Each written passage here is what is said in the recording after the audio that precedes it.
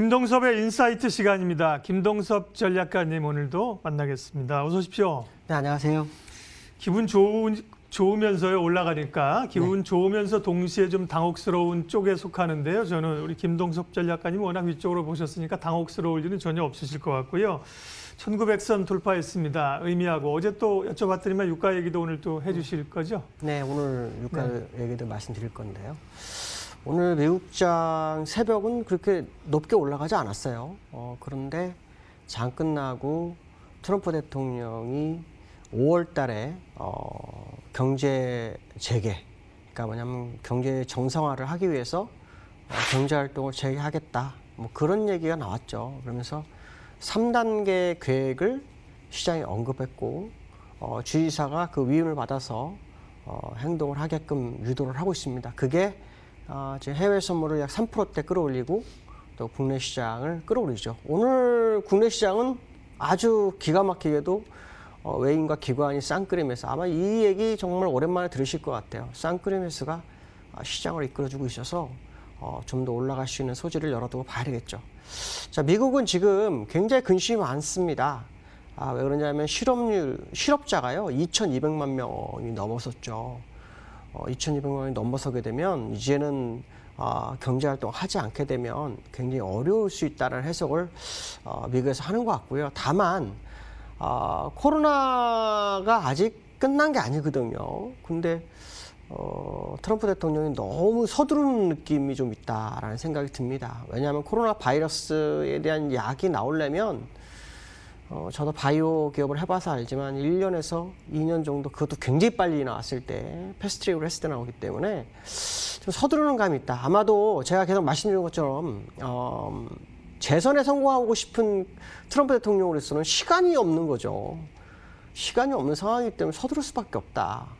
어떻게 보면 굉장히 지금 바쁘게 움직이는 상황인데요. 좀 걱정은 많이 됩니다. 그러나 분명한 것은 뭐냐면 트럼프를 포인트로 잡고 시장을 보면 시장이 보인다라고 말씀드렸는데 역시 그의 생각이 펼쳐지죠.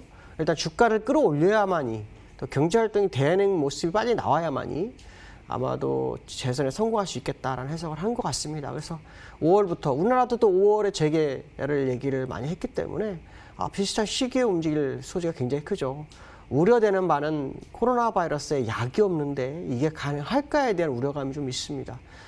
그 부분이 좀 더 봐야 되겠죠. 물론 시장에서는 뭐 클로로퀸이라든가 뭐 여러 가지 약을 통해서 방향성을 보려고 하지만 사실 그거는 코로나 약은 아니죠. 다른 에볼라라든가 다른 곳에 쓰이던 약을 일단 쓰려고 하는 모습인데 어쨌든 시장에서는 노력하는 모습이 굉장히 긍정적으로 해석이 된다라고 보시면 될 것 같고요. 지금 시간의 선물이 약 3% 오르면 일반적으로 물론 뭐 이게 가짜라면 3% 시간의 선물 3% 오르는 게 가짜라면 오늘 미국 시장은 많이 못 가겠죠. 근데 만약 그게 진짜라면 보통 3% 오르면 미국 시장은 5% 정도 오릅니다. 그러면 다우 차트를 보면 저항대였던 윗골의 맞은 부분이 뚫릴 거고요. 후행 스팬이 캔들 안으로 진입을 하는 상황이 발생하죠. 그러면 정확하게 예상했던 지점에서 올라가기 시작하면 사실 원래 이렇게 올라갈 수는 없어요. 그러니까 제가 우려하는 바가 뭐냐면 이렇게 올라가서 이렇게 날아가는 경우는 없었기 때문에 일단 전고점 정도까지만 엽니다. 저는. 거기서 어떤 문제가 터질지는 모르죠. 어저께 막판에 말씀드렸지만 뉴스에는 파동이 있습니다. 그럼 제가 한 16년간 시장을 이끌어가면서 배운 거거든요. 누구도 몰라요. 근데 그 파동에 의하면 아직은 뭐 올라가는 쪽에 계속 무게가 실려주고 있고요. 그 파동에 따라서 시장의 방향성은 바뀝니다. 그러니까 그때 가서 내려갈지 또 변화가 올지는 그때 봐야 되겠죠. 그러나 분명한 것은 시장을 주도하고 있는 주도자들은 올리고자 하는 의지가 굉장히 크죠. 돈을 많이 풀었고 그 풀게끔 유도했던 트럼프도 역시 자기의 목적을 위해서 지금 끌어올리는 그런 상황일 거다. 문제는 뭐냐면 이게 경제가 회복되지 못하면서 주가만 끌어올려버리고 악재가 팍 터져버리면 문제가 커지는 그런 상황이다. 굉장히 그 양날의 칼을 가지고 있는 현재 위치이죠. 그렇지만 일단은 제가 볼 때는 올라가는 게 맞을 것 같다라고 말씀드릴 수 있고 거기에 따른 대응이 필요할 것 같습니다. 물론 시장에서는 한 번 더 하락에 대한 얘기도 많이 나올 수 있지만 제가 볼 때 그거는 아닌 것 같다라고 말씀드릴 수 있고요. 그 다음에 이제 원유 얘기를 좀 해야죠. 원유가 18년 내 최저가 문제는 수요가 최악이라고 합니다. 근데 실제로 좀 아까 제가 말씀드렸잖아요. 미국이 2,200만 명 정도가 실업자가 나올 정도면 미국보다 안 좋은 나라, 우리나라라든가 뭐 다른 나라도 어떨까요? 유럽 선진국도 마찬가지겠죠. 그럼 당연히 원유는 수요가 줄을 수밖에 없는 건 맞은 겁니다. 그래서 원유 수요가 하루에 2,500만 배럴 정도가 줄고 있다고 합니다. 그러면 제가 1,000만 배럴 감산으로는 의미가 없죠. 그러니까 추가 감산이 나오겠구나라는 생각을 할 수 있습니다. 무슨 말이냐면 앞으로 감산이 1,500만 배럴 정도는 더 나올 수 있겠다는 해석을 할 수 있죠. 여기서 지금 미국이 또 이상한 행동을 하고 있죠. 셰일가스를 구제하고자 합니다. 이거는 굉장히 잘못된 생각이죠. 지금 트럼프가 너무 욕심이 많아요. 하나 버려줘야 되거든요. 근데 이런 상황에서도 자기네 나라 셰일가스를 살리고자 하는 생각인데 사실은 셰일가스가 없어도요. 지금 전 세계에는 사우디나 러시아나 오펙에서 다 공급을 하고 있어요. 근데 지금 또 셰일가스도 살리려고 합니다. 이렇게 되면 유가가 못 가죠. 절대 그래서는 안 된다. 그러나 분명한 것은 유가가 안 가면 저는 시장은 못 간다라고 봅니다. 유가는 틀림없이 갈 거라고 보여지고 있고 다만 유가에서의 공포감을 계속 만들고 있는 과정 정도로 해석을 합니다. 그렇기 때문에 상승 가능성이 굉장히 높죠. 사실은 유가가 여기서 갔어야 돼요. 여기가 후행 스팬저의 아주 중요한 자리였거든요.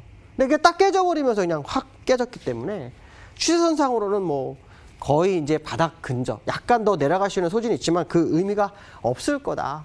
결국에서는 반등에 대한 기대가 남아있는 현재의 모습이어야지 맞을 거다. 주가가 지금 올라오고 있는데 유가가 안 올라간다? 말이 안 됩니다.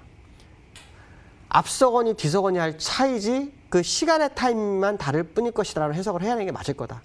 과거 사례 보면 원자재에서 유가가 안 가고 주가만 간 경우는 없습니다. 물론 이런 경우 있습니다. 원자재 가격이 일정 가격 이상 올라와 있을 때 그때 갑니다. 근데 재미난 거 보면요. 지금 유가가 요 가치가 얼마입니까? 여기가 약 60불, 70불이거든요. 그 시점이 2019년도예요. 그 2019년도 12월에 다우 차트를 한번 볼까요? 2019년도에 12월이면 여기입니다. 여기.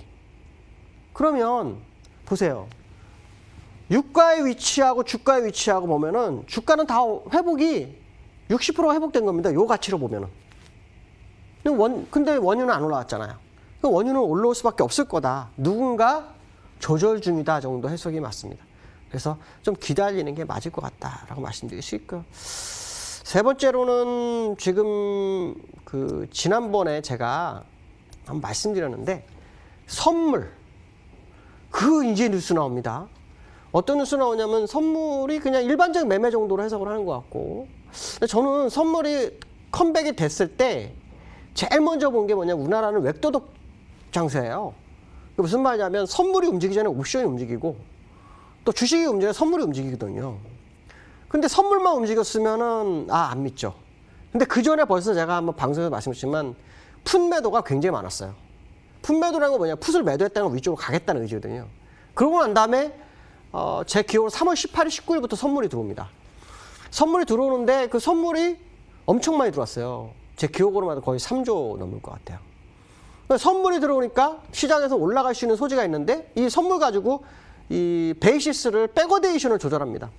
그러니까 이게 콘텐코로 가야 되는데 선물이 앞서가고 현물 코스피 200이 따라가는 구조가 돼야 되는데 코스피 200이 높고 선물이 낮은 상태가 돼버리니까 백어데이션이 돼요. 프로그램 매도가 계속 나오는 거예요. 그러니까 선물을 사는데 왜 이런 일이 벌어지지? 어쩌면 프로그램 매도로 물량을 다 끄집어내고 프로그램 매수로 주가를 끌어올리면서 거기다 물량을 던질 수 있겠다. 이런 뭐 여러 가지 생각을 합니다. 자, 어쨌든 중요한 것은 뭐냐면 외국인의 선물 매수가 진짜라는 거를 이 뉴스가 나오고 하루 만에 가르쳐 주는 거죠. 주가가 바로 오늘 3.49% 올라가고 있어요. 근데 오늘 바로 어떤 일이 벌어져요? 현물로 삽니다. 기관도 현물로 삽니다. 쌍끌이 매수가 됩니다. 외국인들이 이 현물로 산다? 그러면 이제 선물은 매수가 다 끝난 거예요. 시장 조절할 수 있는 능력은 벌써 선물에서 장악을 한 거예요. 장악을 하면 그다음부터 현물이 들어오거든요. 근데 현물이 들어오기 시작했다는 거죠. 근데 프로그램 매수를 봤더니 여기 또 들어옵니다. 한 3천억? 지금 3천억 들어왔습니다. 프로그램 매수가. 3천억이 들어왔다는 얘기는 지금까지 나온 프로그램 매도 물량 이게 계속 들어올 거라는 해석을 할 수 있습니다. 무슨 말이냐면 앞에서 예민수 앵커님 말씀하셨지만 1900이 당혹스럽다? 더 당혹스러운 일이 곧 벌어지겠구나라는 것을 의도합니다. 그게 무슨 말이냐면 추가적 상승이 상당히 빠를 수 있겠다. 결국 한 번 더 밀릴 걸 예상했던 사람들한테는 탑승하지 못한 그런 상황이 될 수 있겠다라는 해석을 해야 될 것 같습니다. 오늘 여기까지 하겠습니다. 감사합니다. 예, 김동섭 전략가님 함께했습니다. 그런 당황스러움은 추가적으로 얼마든지 환영합니다. 예, 주가가 오르면서 당황스러우는 거는요. 지수 말씀하신 것처럼 외국인들 오늘 강력한 매수에 오랜만에 들어와 줍니다. 오늘은 뭐 당연히 순매수로 끝날 것 같고요. 연속성은 이제 확인하는 과정들이고 코스피는 1920선까지 올라와 있습니다. 시장 공감 10 오늘 여기까지 하겠습니다. 이번 한 주도 열심히 달려왔는데요. 예, 기분 좋게 주가가 올라서 좀 마무리 편하게 할 수 있겠네요. 주말 잘 보내시고 다음 주에 다시 뵙겠습니다. 고맙습니다.